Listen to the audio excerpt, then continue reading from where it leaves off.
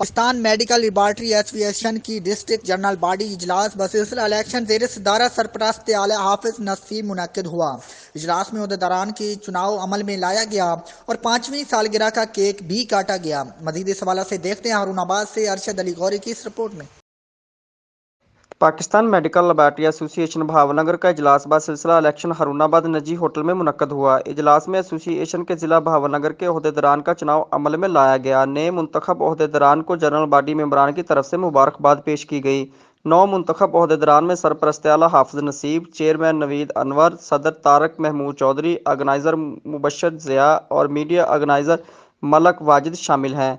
General secretary Farooq आजम से सूबाई general secretary Rao Akram साहब ने हलफ लिया। इजलास में दूसरी पैरामेडिक्स अंजुमनों के नुमाइंदों ने भी भरपूर शिरकत की।